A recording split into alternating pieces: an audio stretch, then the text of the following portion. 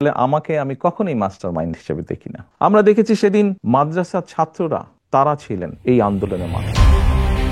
২৪-এর গণ অভ্যুত্থানে মূল প্রেরণা ছিল মাদ্রাসা শিক্ষার্থীরা। তারা আন্দোলনের সামনের সারিতে দাঁড়িয়ে যখন রাজপথে স্লোগান তোলে, গৃহিণীরা সন্তানকে বুকে নিয়ে প্রতিবাদের ঢেউয়ে নামে। শ্রমিক, কৃষক, দোকানদার থেকে শুরু করে অবসরপ্রাপ্ত সেনা কর্মকর্তারা যখন একসাথে আওয়াজ তোলে, তখন সেটি কেবল আন্দোলন নয়, সেটি হয়ে ওঠে এক জাতির গণজাগরণ। জুলাইয়ের সেই গণ অভ্যুত্থান ছিল এমনই এক মুহূর্ত যেখানে দল, মত, পথ নির্বিশেষে জনগণের ছিল আসল নেতৃত্বে। বিবিসি বাংলাকে দেওয়া দীর্ঘ সাক্ষাৎকারে আন্দোলন প্রসঙ্গে এমন মন্তব্য করেছেন বিএনপির ভারপ্রাপ্ত চেয়ারম্যান তারেক রহমান। তার মতে, এই আন্দোলনের মাস্টারমাইন্ড কোনো ব্যক্তি নয়, বাংলাদেশের গণতন্ত্রকামী জনগণই এই আন্দোলনের মাস্টারমাইন্ড।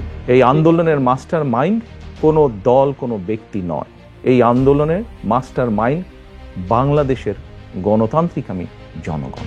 ওয়ালটন এসি এক্সচেঞ্জ অফারে এখন যে কোনো ব্র্যান্ডের পুরাতন এসি বদলে নতুন ওয়ালটন এসিতে উপভোগ করুন 25% ছাড়। Walton air conditioner, comfort without compromise. July গণ অভ্যুত্থানে আপনার ভূমিকা নিয়ে অনেক আলোচনা আছে। আপনার দলের কোনো নেতা বা সমর্থক তারা এই গণ অভ্যুত্থানে আপনাকে একমাত্র মাস্টারমাইন্ড হিসেবে আখ্যা দিয়েছেন। আপনি কি নিজেকে এই আন্দোলনের মাস্টারমাইন্ড হিসেবে দেখেন? সাংবাদিকের এমন প্রশ্নের জবাবে তারেক রহমান বলেন, না, আমি অবশ্যই এই জুলাই আন্দোলনে আমাকে কখনোই মাস্টারমাইন্ড হিসেবে দেখি না। এই আন্দোলনে শুধু রাজনৈতিক দলের নেতাকর্মীরাই সেদিন মাঠে ছিল না, সেদিন মাদ্রাসার ছাত্ররাও ছিলেন এই আন্দোলনের মাঠে। তাদের দেখে অনুপ্রাণিত হয়ে আমরা দেখেছি গৃহিণীরা পর্যন্ত তাদের সন্তানদের পেছনে রাস্তায় নেমে এসেছেন।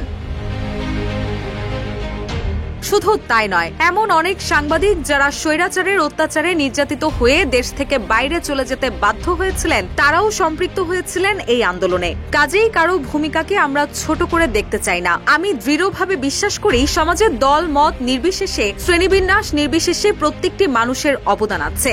এই আন্দোলন ছিল বাংলাদেশের জনগণের আন্দোলন। যারা গণতন্ত্রে বিশ্বাস করেন তারা এই আন্দোলনের মাস্টারমাইন্ড, কোনো দল বা কোনো ব্যক্তি নয়।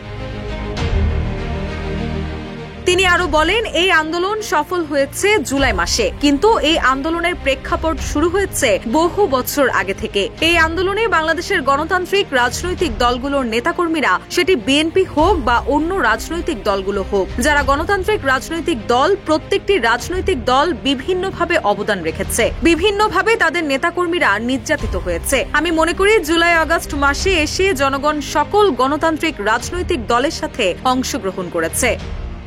রুশা সুর, নিউজ ডেস্ক, ইত্তেফাক।